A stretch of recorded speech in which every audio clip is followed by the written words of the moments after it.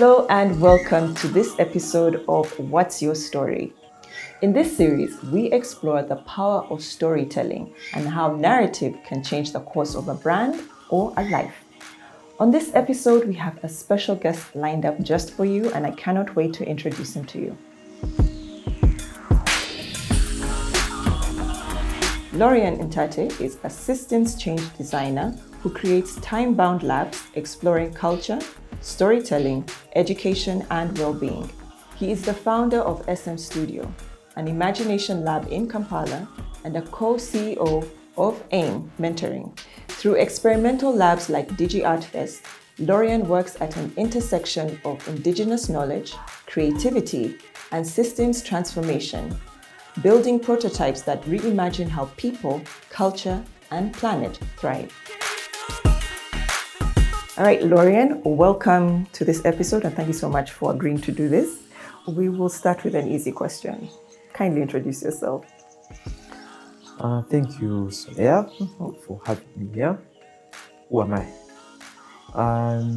Laurean Ntaate is a Ugandan,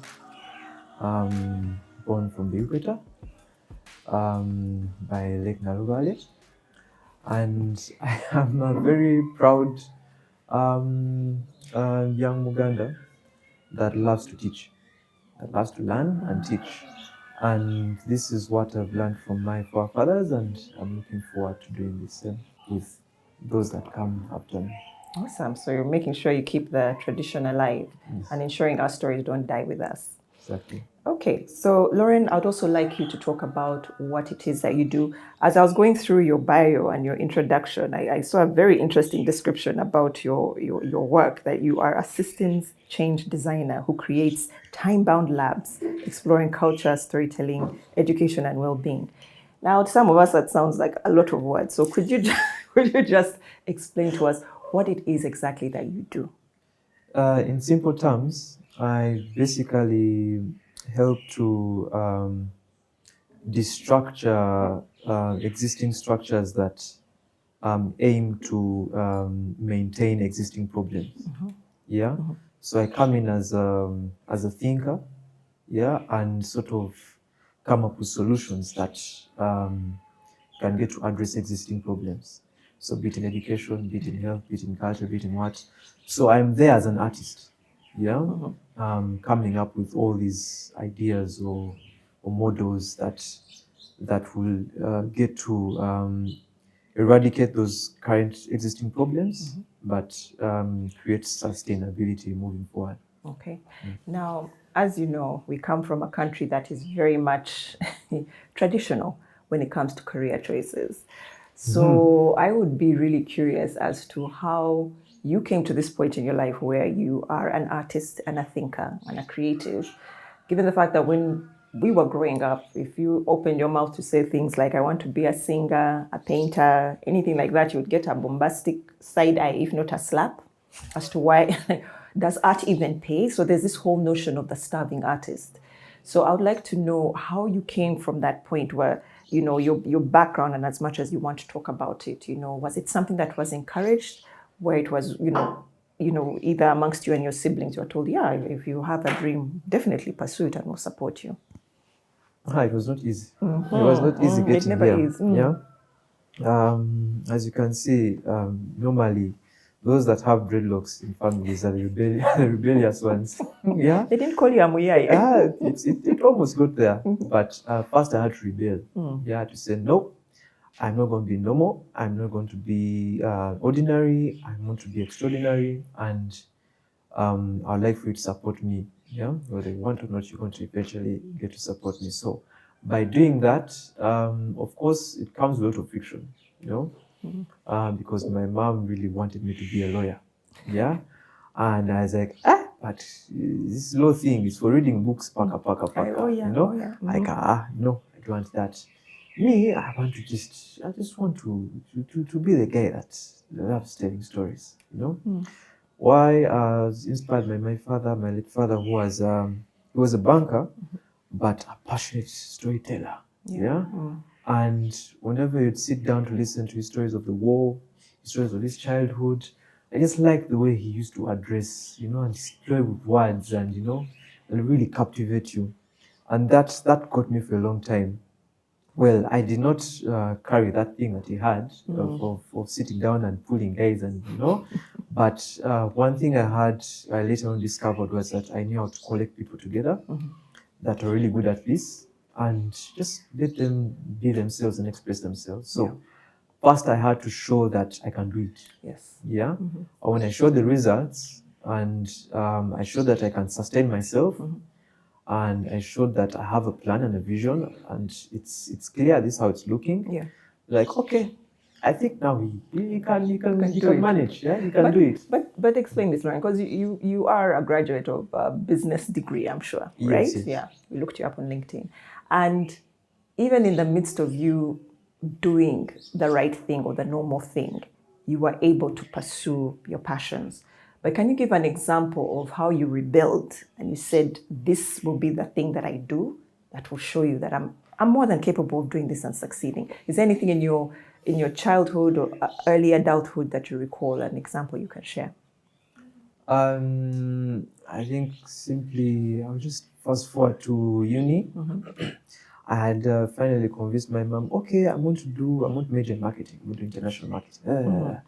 And I just got bored by the whole thing because I was working at the same time I was studying. But what they're teaching in class is not what I'm seeing outside. I'm like, now what is going on here? It's not making any sense. Yes.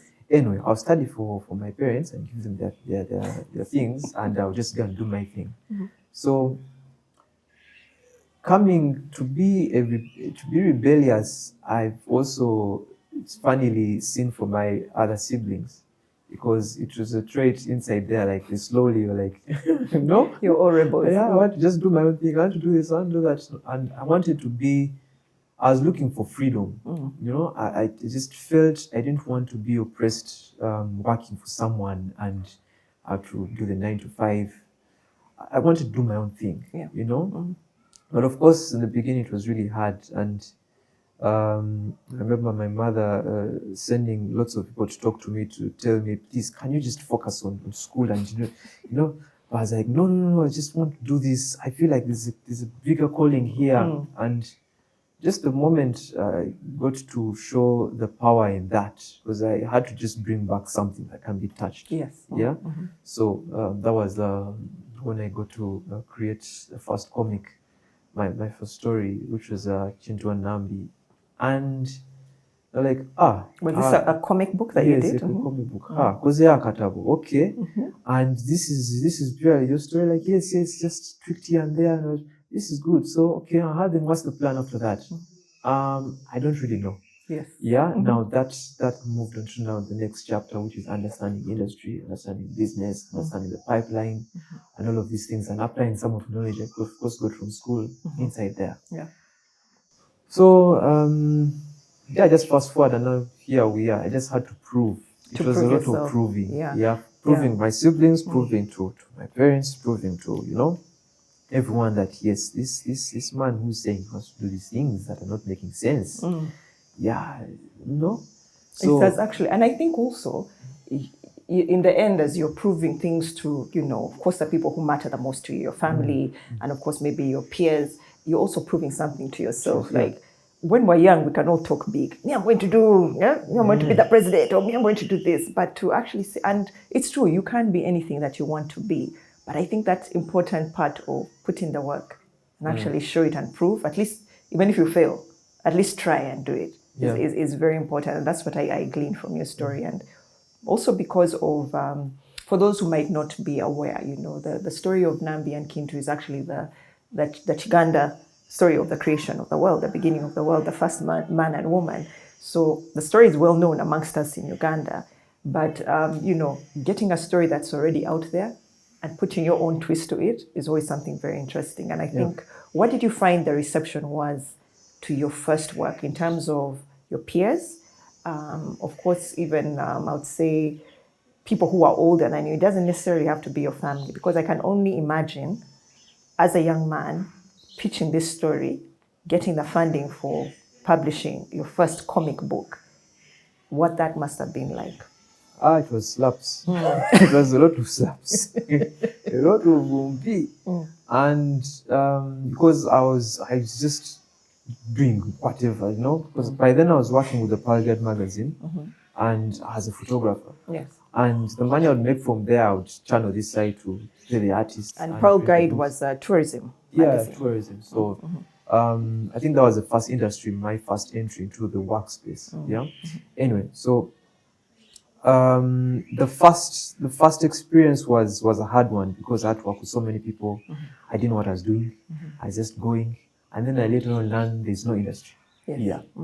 And then people don't understand comics here. Yes. Yeah, and when you say this book costs like what, 25,000, why is it so expensive? And it's very small.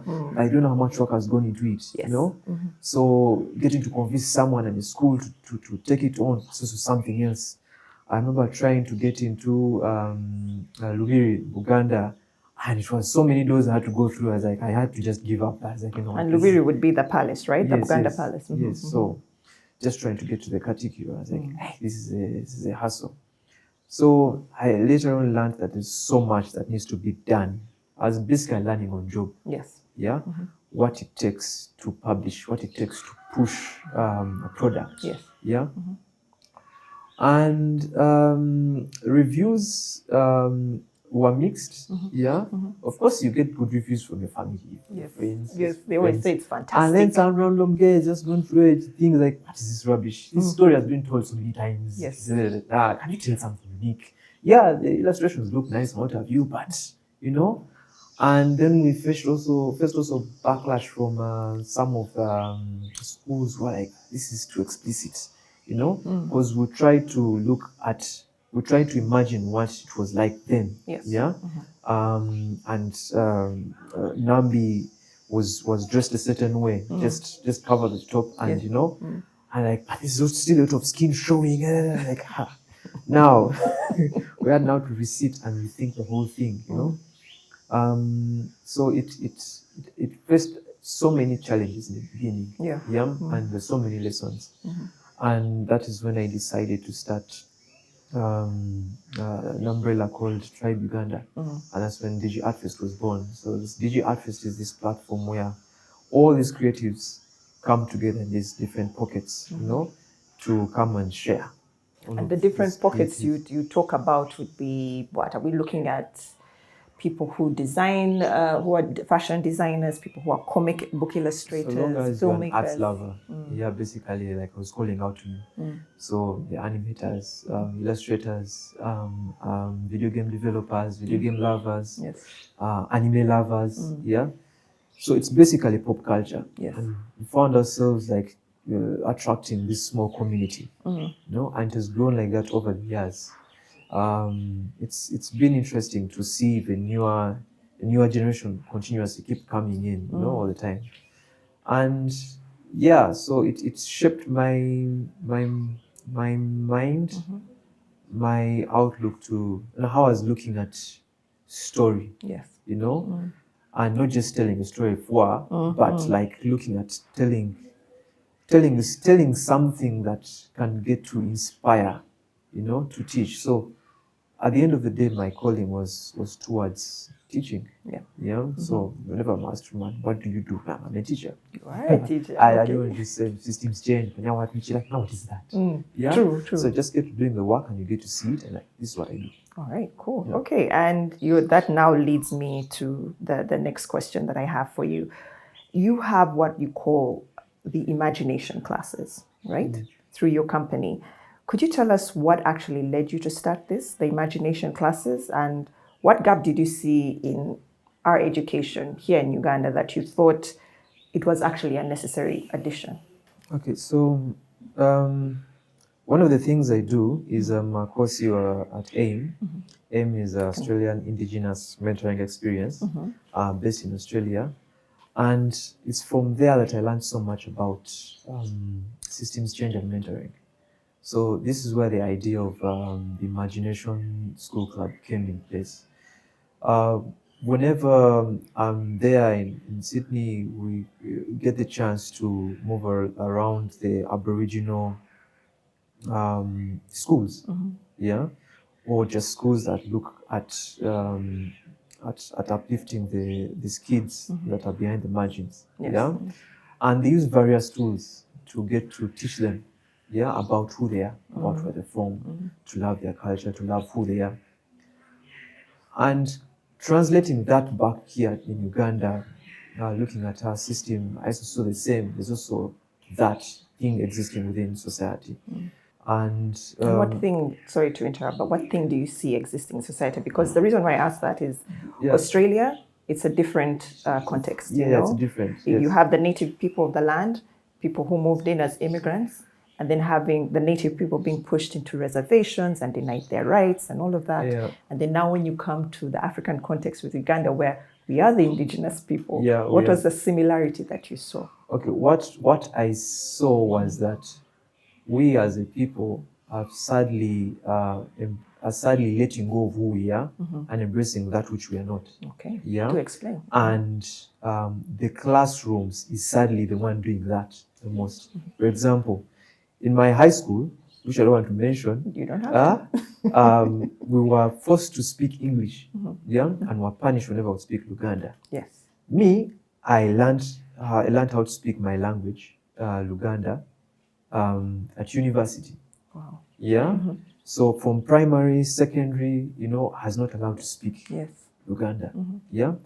But Luganda is what identifies me, is what really defines me. It's part of your identity, Whenever I get to travel elsewhere, I'm just curious to understand, how do you say this in your language? Okay, well, do you have a phrase or a proverb or something that addresses this? Wow. I don't know. And I open.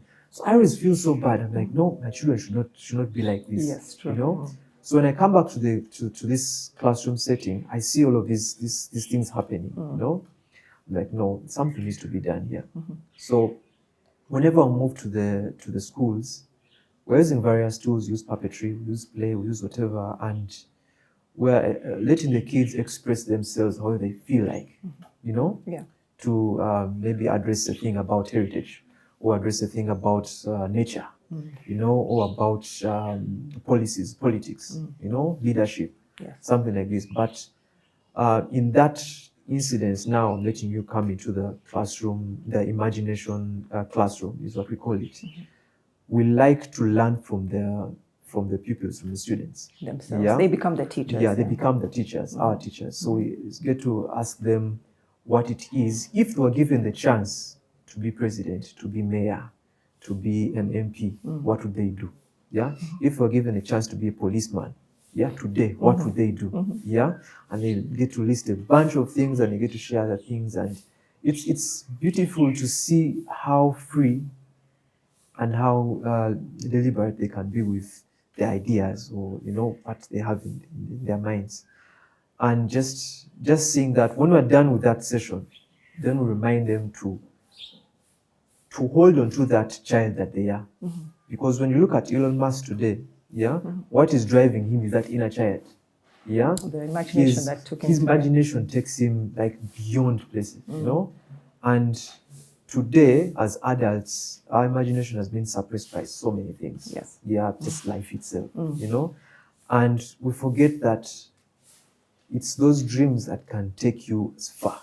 You just need to have faith and just jump that gap, jump over that cliff, jump over, Yes. There's a bouncy castle at the end, Just jump, So have the faith. And so we always keep reminding them that, look, write a letter to your future self and keep going back to read that letter, And while we're doing that, we're also reminding them that failure is not the end of everything, it's not the end of life, and I always use this example because I was told to repeat a certain class in primary. I was told to repeat P5. Sure. And at that time, I looked at myself as a failure. Life is done. Because your peers have gone on ahead of you to P6, and you're being told go back and do P5 again, primary 5 again. So that whole idea is just wrong. Yes. Why do you have to make a child repeat? Why do they have to be told that you are failed, you are useless, because of the shame that's attached to it, and people are just like, oh, you're a repeater, and you're just like, oh man. No.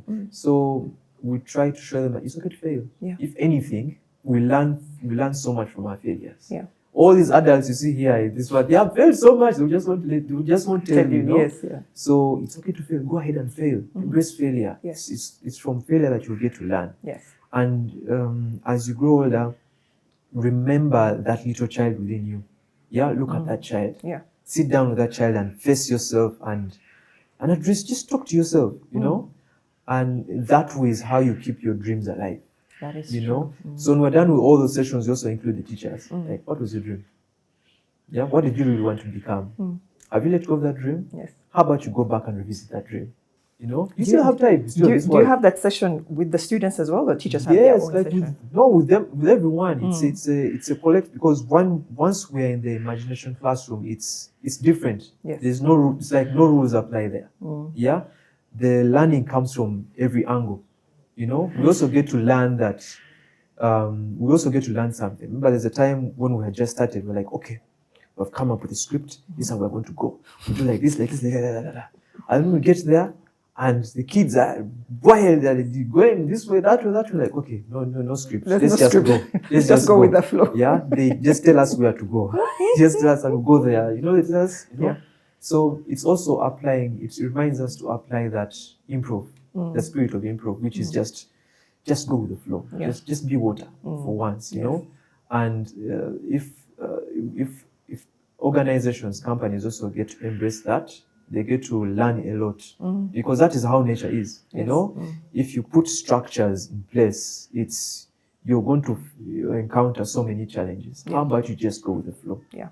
Yeah, And it's hard to really decipher and implement, but it's possible. It's possible. We have seen it. And I think what I like about what you shared, Laurean, about encouraging both, I like that the children and the students and the teachers are in the same class and same setting, and the rules that apply in their normal world do not apply in the imagination class. It's like everybody here is more or less equal. Of course, everyone respects each other, but it's important that just because I'm a teacher doesn't mean I didn't have a dream. I think it's also important for children to look at adults and go like, oh, you were once a child too, and you had a dream.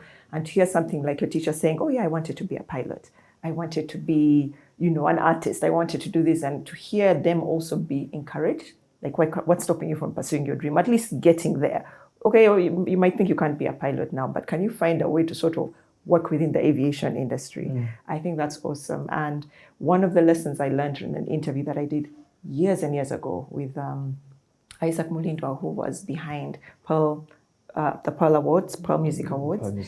I remember speaking to him, and he has that vibrant, forever young spirit about him. And I think I remember asking him this question, you know, what keeps you so young? What keeps you, like, you're one of those guys who's always having a good, you know, living a good life, you know, you're driving fast cars, you know, enjoying life. He's someone whom you'd say he eats life with a big spoon. And he did say to me that there are 3 things that you should never leave. You know, there is a child in you.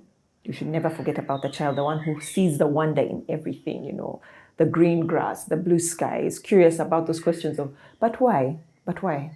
Oh, okay, you say we have to sit at the table and eat. Why? Why do we have to sit at the table? Or when we're sitting at the table, why is it that you're telling me not to put my elbows on the table? Why? You know, to keep asking those questions. It's the teenager in you who loves to live the fast life.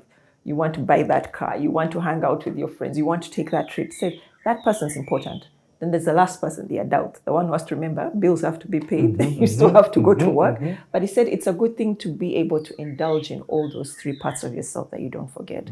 So I think, to have a good balance, which I absolutely love. So I'll move on to my next question, which now has to do with still the impact now on the children who have gone through these imagination classes. Now, from your experience so far, you could also let us know how long you've been running these classes for, and then what changes you've noticed in the children. Do you ever get an opportunity to go back and find out what changes have happened and how it's helping them think, dream, and problem solve differently? Yeah, so the way we do it is not to really own it, because we call them the imagination school clubs. It's a school club, and we just check in once, you know, and we initiate the program, and we're out. So the idea is for the school to sort of embrace that into their program. You know, the kids always come and go. But now it becomes the culture of the school. You know, And what we have seen is always from the teachers, yeah, that call us and they tell us, when are you guys coming by? We get so many, the kids want to see you guys, man. They look forward to this session because this is when they are really only really free. Yes. You know? And there's some kids that want to be the models, some kids that want to be both doctors and models, there's kids that want to be architects. They're quite, they have seen the outside world, like their imagination has sort of like been opened. Yes. So we always do this with DG Art Fest, our event. So we invite kids, especially we get the chance to invite like kids that will never get the chance to see what a PlayStation looks like. Or kids that will never get a chance to step into the cinema on a normal holiday. Yes. Yeah, we'll get that kid, yeah, and bring them over to the event. Yeah, but when they're done, they literally look for you. I like, thank you for this opportunity. I've never been in the cinema before. Yeah, I've never been here with these cool kids. Yes. Yeah, I'm now cool. I now feel cooler. You know, now I can go back and tell my friends at school. You know, and when they go back, their mind is changed, forever changed. Yes. Yeah, because of how they have seen the world. You know, what we have we've given them the chance to see. Yeah, we just don't get in between that. So the impact for us has been very gradual from within even our creative community, you know, where you get to link this person to that person, this person to that person. And if a school calls you back, it's definitely something you've imparted something there, you know. And they also like to interact a lot with the public. I wish I carried my professor. So we use these professors, called professors. Mine is Professor Red Dream, and he's all about dreams, you know. And his narrative is on dreams, just talking about dreams. What is your dream? Do you believe in dreams? Do you believe in magic? Do you believe in this? You know. And I've seen something strong in that, you know, even for the teachers, and the parents as well, whenever we get to meet them as well. And they forget that it's someone controlling this puppet. So for a moment, they have stepped out of reality, of this reality, and they're into this other setting that you've created. And in that moment is when we get to use that chance to talk about what matters. Yeah, dreams. Yeah. Let's talk about dreams. Let's talk about imagination. Let's talk about possibilities. Let's talk about unlikely connections. You know, the value of relations. You know, so there's so much impact that we have seen, and for us, it's looking at just outside Uganda. We have gotten a chance of working directly with the Australian government, the Brazilian government right now, the Tanzanian government. And to get to see how to design models that can work for the different communities, especially indigenous communities, because we have a template and it works. It works. So we just have to. Of course, it will be slower in some places. I mean, like sadly, like my country, because we've been recently chasing. I'm still in the process of registering the club, you know, and it's a long process. Yes. You know, but that's just the way that structure is designed, you know. So you have to go through that. Yes. So how do we make it simpler and make it work for others? That's true. I mean, by you being able to do this, it will probably clear the path for other, you know, projects to come about that might not necessarily be within the traditional school system or education system, but would definitely help our children navigate this world a lot better. There's so many beautiful stories. There's this one that really caught me. There's this young boy, he's a teenager. He works as, if you've been to shops, there's that boy that always carries like the rice that measured and packs for you and gives you. So he's that guy. He wakes up every day morning. He didn't go to high school. He just stopped like in P5 something, and that is his job. And he heard of a gaming tournament that we were setting up. And he came. He applied. He got in.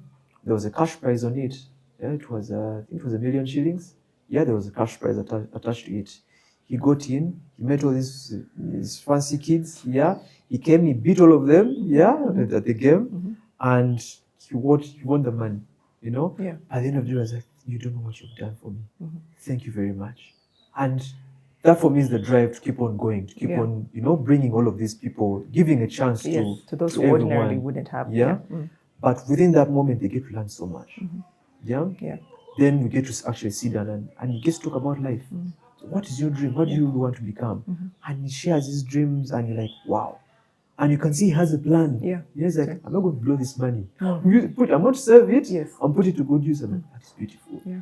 So you done is that? I know that's an impact. There are very many stories that are really amazing that we've come seeing, both here in Uganda and across the globe, that just keep us pushing to do the amazing work. For us, it's just a calling. Just do it. Okay, all right. I love that. I actually do. Now, when it comes to imagination, why do you believe that imagination matters for every child, even those who might never have a chance to get into the arts or the creative field? That is a very deep question. Go deep. Imagination is a part of us. Yeah? Even when God was creating, as the Bible says. Yes. No?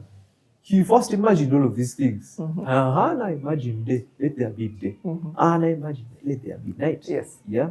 I imagine plants, I imagine animals should be like, hey, let them be there, but let them not exist alone. Yes. Let there be this, let there be that, So it's a part of us to imagine.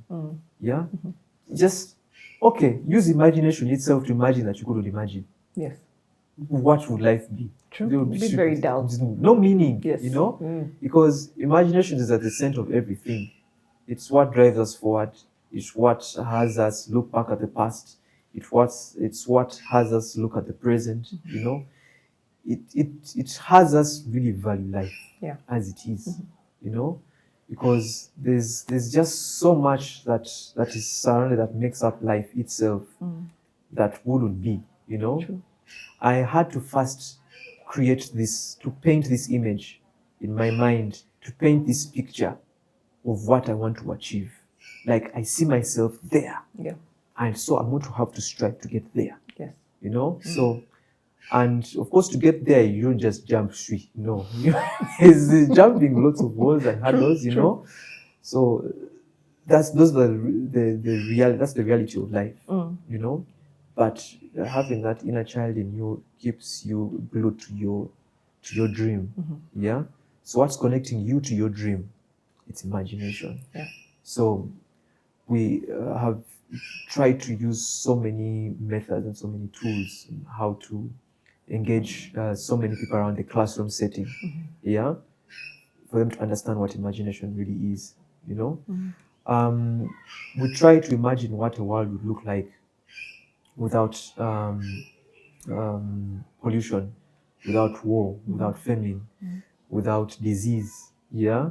So science has tried to imagine that world. Yeah. And science is working hard to achieve that. True. Yeah. We're looking at, I just saw a fact recently, just look back 1,000, 3,000, 5,000 years ago, the average human being lived only to 35 years old. The average human being. Yeah, you are really old. Yeah. But of course, there's those that will go through, they reach like 70, 80, whichever. Yes. But on average, 35. Just imagine. 35, I'm 35 years old today. Yes. Yeah. You'd be finished. But now, moving ahead, there's a lot that mankind has got to learn and discover. Yeah, within the health sector, and we have learned how to treat disease. We've learned how to eradicate parasites and what have you, so as to live longer. So now just fast forward to the 1920s. Yeah. Now people are able to live up to the 60s. Yes. 60s averagely, 60s. And right now, as I speak, averagely a human being will live up to like 85 years old. Yeah. 85 to even to 90. So that clearly shows you science itself. The first guys, they imagined what it would look like if they created this vaccine and it was able to eradicate this disease. That is, then what have you, would live much, much longer. That's true. Yeah. And in that case, we get to value life even more, So imagination is so many things. And I think if it's not looked at as just as a word, but if it's really embraced and looked at in detail, I think it would make much more meaning to people. Yeah. They'll value it a whole lot more. I think what you say about imagination for everyone works, especially when you paint the image of, in the field of science, you have to imagine a better world, a world free from disease. Imagine, even now when it comes to children and vaccination, the UN or the World Health Organization will say, by, let's say, 2045, should be polio free, or malaria free. That's their dream. Yeah. Imagining that, they're exactly. Seeing it. And knowing that, once again, we're also not going to jump to 2045. We're actually going to have to work together, come up with policies. How can we actually ensure that this dream can be achieved? And I think even for those who, you come, whether you're watching this at the beginning of the year, mid of the year, towards the end, anytime you're coming to your resolutions, your imagination is kicking in there to say, what do you want for the rest of the year or for the next 2 years? Companies, when they're even planning, this is our 5-year strategy. That's a dream. We're hoping to be the number one, advertising company in the country. And then we plan to move to East Africa to be the biggest. So all of that does require imagination and a lot of planning. So I think what I'd also want to know from you, as now a teacher in imagination, what do you find to be, like now you've worked with companies in the past, given your history, what do you find to be the limitations when it comes to companies or places that have structure enforced, like this is how we are supposed to do things? What do you find ends up being the limitations when it comes to them dreaming? Because you might call on your employees and say, come up with an idea to help us, advance the country, advance the company. When COVID 2020 came along, that annihilated many companies. They all went under because they couldn't adapt. But now, what do you see as an imagination teacher and expert when it comes to companies, schools, or organizations that are so stuck in structure when it comes to using imagination? So all of that is systems change. What you're asking is a question on systems change. And when you look at systems change, its core focus is on 3 structures. One being policies. Which is a set of rules and this and that, the do's and don'ts, of this society. And then the other, which is relation. How these people, this society is intersecting and relating with whatever is, amongst themselves and wherever they are. And then lastly, you look at mindset. So once you're looking at selling imagination, you're looking at how to decipher all those 3. And when you're going into a school, for us, the end goal is to see how to push for a more relational than transactional. It's for free. It's not paying. You're not paying me. It's just like recently we went to, I was invited, a friend of mine was invited to an international school, and we did a session, a puppet session with the kids, and their parents were around, and they loved it. And when we're done, we are getting out, we're leaving. And the school's like, oh, no, we'd like to pay you for this one. No, this is our work. Yes. You don't have to pay us. So how are you rubbing that mindset out of someone? Yes. To have that expectation, monetary expectation, When we look at ancestors, they lived in relation with their surrounding, lived in harmony with themselves, without expecting anything in return. Like I come to you and I'm going to offer you this work, and offer you this, do that. I'm not expecting anything in return. What we have created is a bond. And together that bond will take us further. So how are we getting back to promoting more relational economics over transactional economics? We live in a very transactional world today, which is very capitalistic. True. And everyone always think about what am I getting out of it? What am I getting out of it? What am I getting out of this thing? So once you eradicate that, you actually get to have a very rich mindset. So that's that mindset bit. Okay. And now when you're doing that, you're also promoting relation. And when you're doing relation, you're going to topple down, you're going to knock down the policies, the rules. You're breaking the rules, And once all of that is done, a system has been changed. All right. Thank you for So that. that is the process that we go through. So we devise various means in there to see this through. You know, so for us it's always we try as much as possible to give to the school or to the kids. Yeah, and we're not asking anything in return. Yeah, we just like for the school to take that on and make that a part of their way. You know, it's not, if anything, it's building the school, it's making it better, it's making the kids think better, perform better, and also back to the family structure. They're getting to go back home and ask their parents so many questions. Yeah. I've not heard of my great-grandfather. I've seen my grandfather, but I don't know my great-grandfather. And who was his father? What is his father doing? You know, we like them to ask those questions. Yeah. You know, when they do that, they're going to value their heritage, where they're really from, you know, and that way the family setting is being held strongly, as compared to today where you ask many people whether they can say 5 generations back of their grandparents, and they cannot. Yeah. You know, so wherever their grandparents are not happy. Yeah, the ancestors are rolling. Yes, they'll be rolling. So it's very important to also bring back most of this knowledge, the indigenous knowledge. Yes. Yeah, there's a lot of brainwashing that we've gone through, but not to go deeply into that. It's necessary to define who we are. You know, can we go back to embracing home? Let's go back home. Yes, and embrace who we are and love ourselves. That's where we find all our questions and all our solutions are there. You know, yeah. Wow. I mean, there's no need even for me to ask the last question because you've just wrapped it up so beautifully. But for those who are watching and would definitely, or before I get into that, do you have any last words that you'd like to share about what it is that you do, or even just the imagination work that you're doing, or anything else? What I do? I live life. That is what I do. That is the best thing I know how to do. I know how to live life, and I'm eating it with a very big spoon. And I get to encourage many others as well to do the same. I told my team that I am not employing you. Yeah, I want to be your teacher. I want to just guide you. Yeah, if anything, I want to show you where the right thing is. You know, that way I look at reimagining what an office setup would look like. You know, so I like to. I'm a student myself. Yes. I'm a student of life. Wherever I am, I also like to learn from you as well, and from anyone else I always come across. I have so many questions. You do. I can testify that you do. You have quite a number of questions. Yeah. Yeah. So it's for me.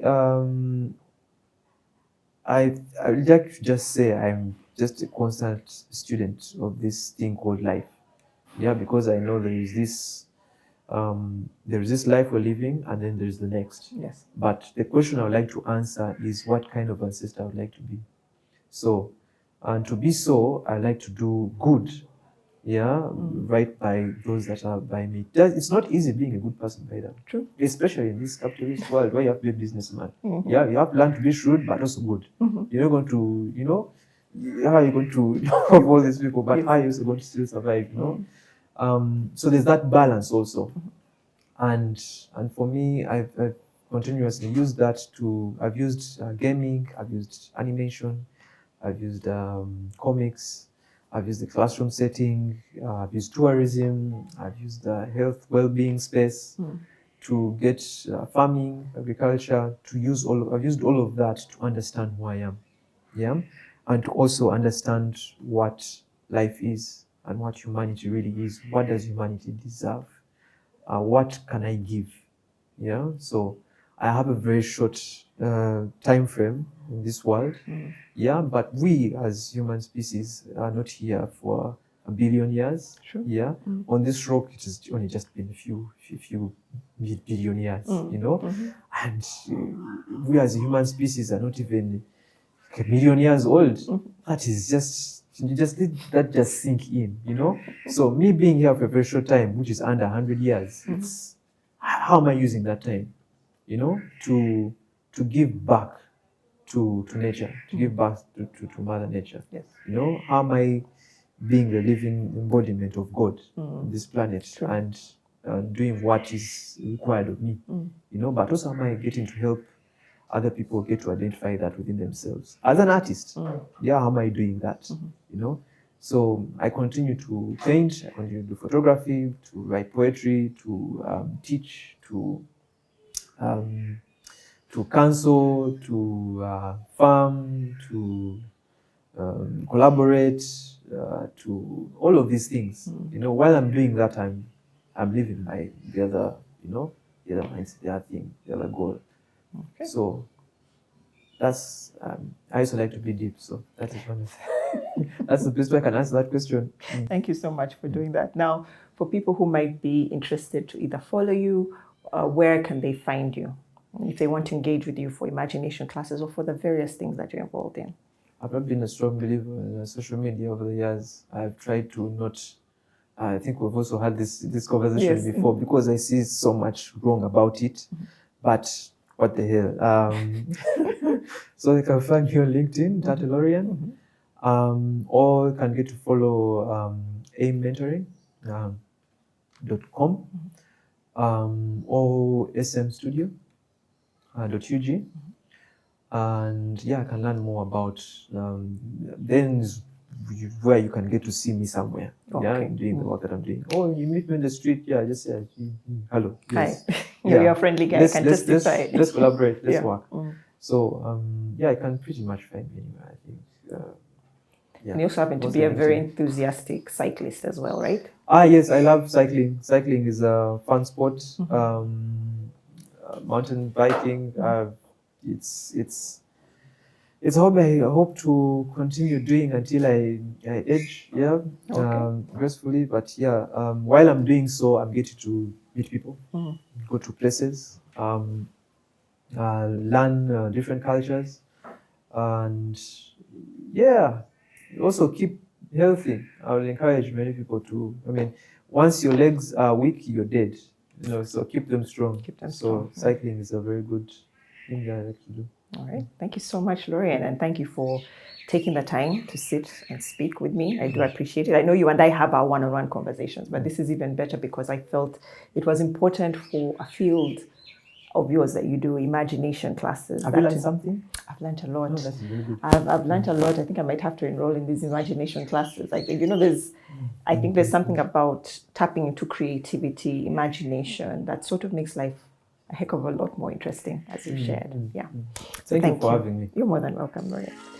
All right, guys, thank you so much for watching this episode of What's Your Story. I hope you have learned something. Please remember to do the usual: like, share, and subscribe. We will catch you on the next one.